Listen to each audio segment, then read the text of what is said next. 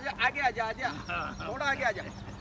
मित्रांनो, आज तुम्हाला मी नवीन माहिती देत आहे विरारचं एक सुंदर विरार आणि नालासोपारा विरार आणि आमचं बोळिंज याच्यामध्ये एकदम अंतर फार कमी झालेलं आहे, त्याबद्दल माहिती देतो आहे।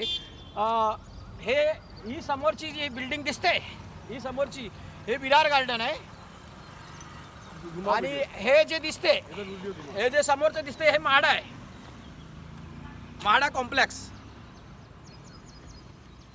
आणि हा नाला आहे, हा दिसतो आणि हा नाला आहे। जरा नाला दाखव, इकडून दाखव, हा नाला आहे।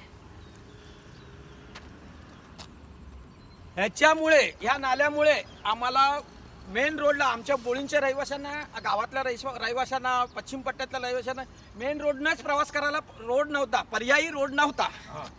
तर हा नाला, ह्या नाल्यावरती आज जवळजवळ 4 करोड रुपये खर्च करून VVMCनी हा ब्रिज बांधलेला आहे। मस्त, म्हणजे वसई तालुक्यातली सगळ्यात मोठा ब्रिज बांधला आहे। तर त्याबद्दल VVMCचं मी आभारी आहे।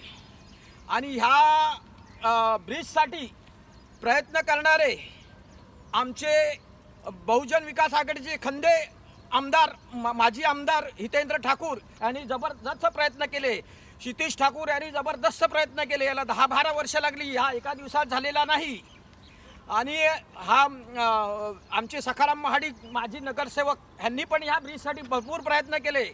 आणि मी साधा माणूस, मी पण थोडेफार लेख लिहित गेलो की लवकरात लवकर होण्यासाठी। कारण सांगतो, मेन रोडला पर्यायी रोड नव्हता आपल्याकडे आणि पावसाळ्यामध्ये ना जबरदस्त मेन रोडवर पाणी जमायचं, त्यामुळे असे लोकांचे हाल व्हायचे। 8-8 दिवस लोक घरी बसायचे। विरारचा आणि आमचा संपर्क तुटायचा, विरार आणि पश्चिम पट्ट्यातील लोकांचा। तर आता ह्या ब्रिजमुळे पश्चिम पट्ट्यातील लोक पावसाळ्यात होणारा त्रास एकदम नाहीसा होणार।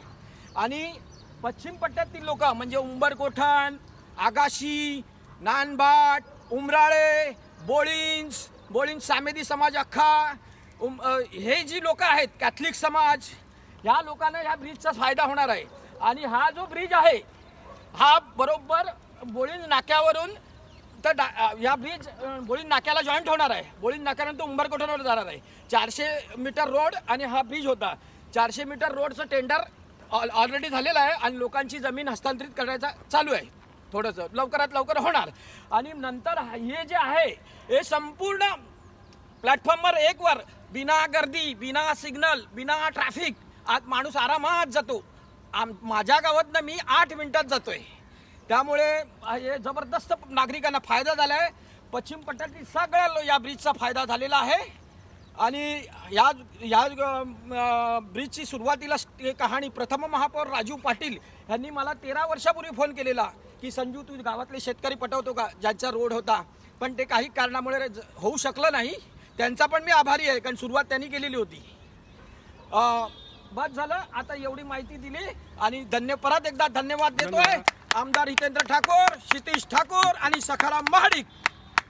बस ना ना ना ना डन कर, बंद कर, अभी बस हो गया।